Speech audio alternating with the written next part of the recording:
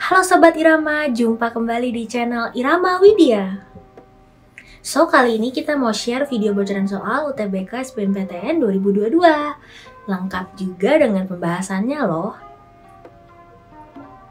Jadi kalau kalian gak mau ketinggalan video-video selanjutnya, jangan lupa untuk subscribe, like, komen, dan juga nyalakan lonceng notifikasinya supaya Sobat Irama tidak ketinggalan video-video lainnya.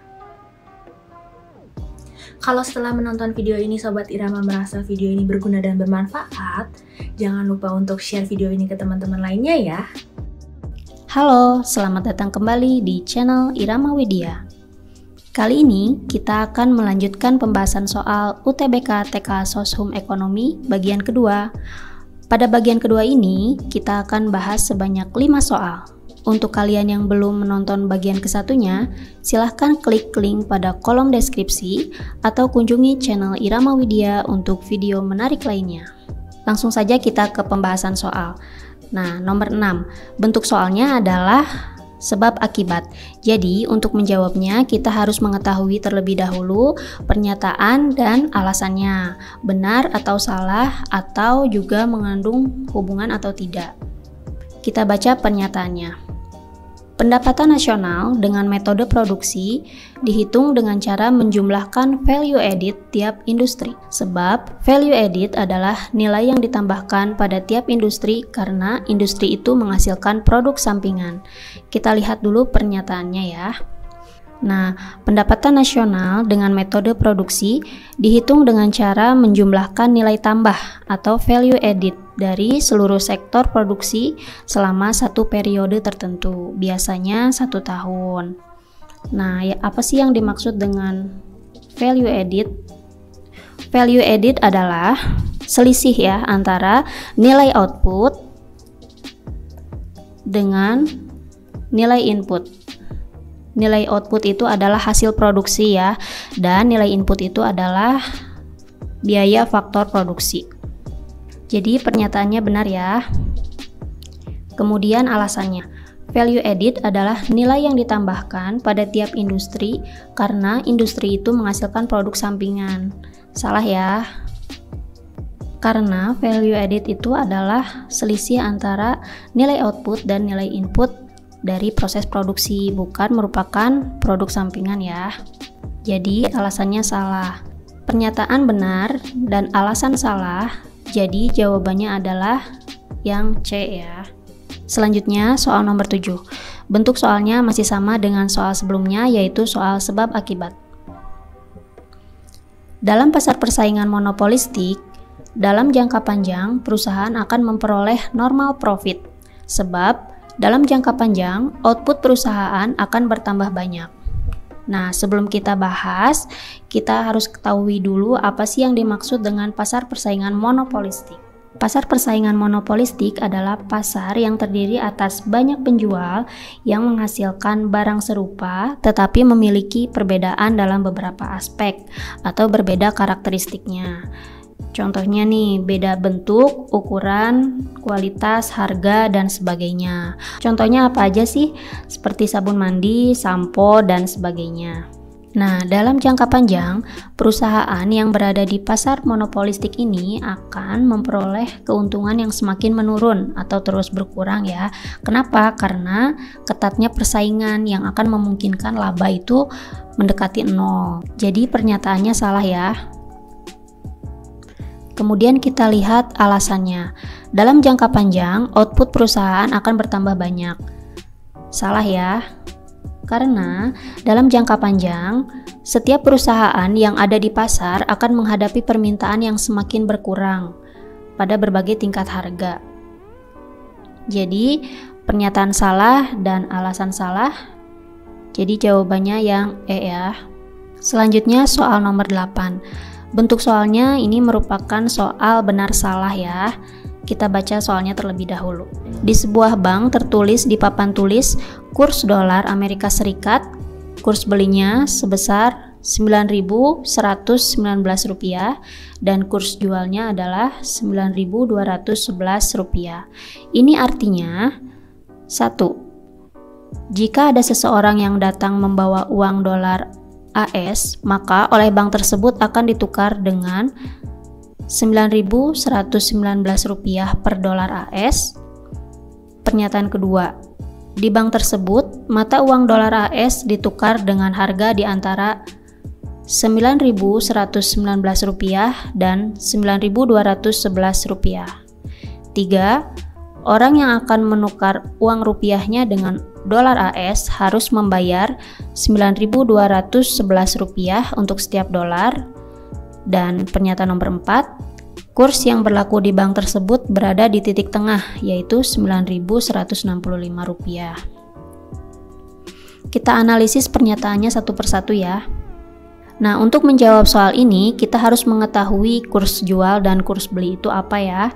Kurs jual itu adalah kurs yang digunakan jika kita akan menukarkan rupiah dengan mata uang asing. Sementara itu, kurs beli adalah kurs yang digunakan saat kita akan menukarkan mata uang asing dengan uang rupiah. Nah, kita lihat pernyataannya satu persatu. Pernyataan pertama, jika ada seseorang yang datang membawa uang dolar AS, maka oleh bank tersebut akan ditukar dengan Rp9.119 per dolar AS. Nah, ia akan menukarkan uang dolar AS dengan rupiah ya. Jadi kurs yang digunakan adalah kurs beli. Betul ya? Pernyataan nomor 2. Di bank tersebut, mata uang dolar AS ditukar dengan harga di antara Rp9.119 dan Rp9.211. Betul ya? Pernyataan nomor 3. Orang yang akan menukarkan uang rupiahnya dengan dolar AS, berarti dia akan menukarkan uang rupiah dengan dolar ya. Jadi kurs yang digunakan adalah kurs jual. Pernyataannya benar. Dan pernyataan nomor 4, kurs yang berlaku di bank tersebut berada di titik tengah. Kurs tengah itu adalah gabungan ya antara kurs jual dan kurs beli. Caranya dengan menggabungkan atau menjumlahkan kurs beli dan kurs jual, kemudian dibagi dua ya. Kurs belinya sebesar Rp9.119,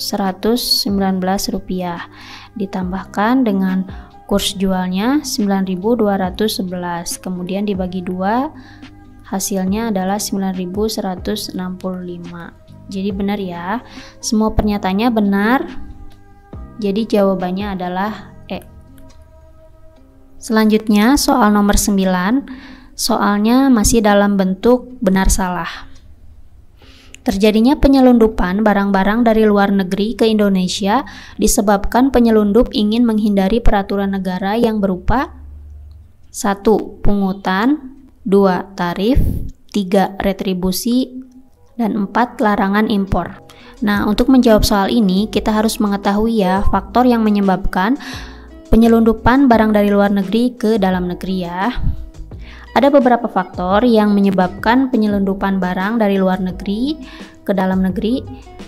Di antaranya yang pertama adalah karena adanya perbedaan harga yang mencolok antara harga di dalam negeri dengan harga yang ada di luar negeri. Jadi misalnya harga suatu produk di luar negeri itu murah ya, tapi di dalam negeri itu harganya mahal sekali, sehingga beberapa orang atau beberapa oknum itu ingin melakukan penyelundupan agar bisa menjualnya di dalam negeri sehingga mendapatkan keuntungan yang besar.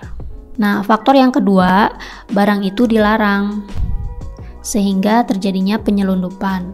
Dan faktor yang ketiga adalah adanya tarif impor atau ekspor yang tinggi sehingga barang itu diselundupkan agar terbebas dari tarif. Jadi, penyelundup itu ingin menghindari peraturan negara yang berupa kebijakan tarif dan larangan impor. Nah, tarif itu apa sih? Kebijakan tarif adalah biaya yang dikenakan kepada produk impor ataupun ekspor yang telah ditetapkan oleh pemerintah. Tujuannya apa sih? Tujuannya adalah ingin melindungi produk lokal yang ada di pasar, sehingga ketika tarif impornya tinggi, maka harga barang impor pun cenderung naik. Kemudian yang kedua adalah larangan impor. Larangan impor itu adalah kebijakan yang dilakukan dengan cara melarang impor dengan maksud dan tujuan tertentu. Nah, salah satunya adalah larangan karena barang yang diimpor adalah barang yang berbahaya atau mematikan. Contohnya adalah narkotika ya, yang bukan untuk keperluan medis.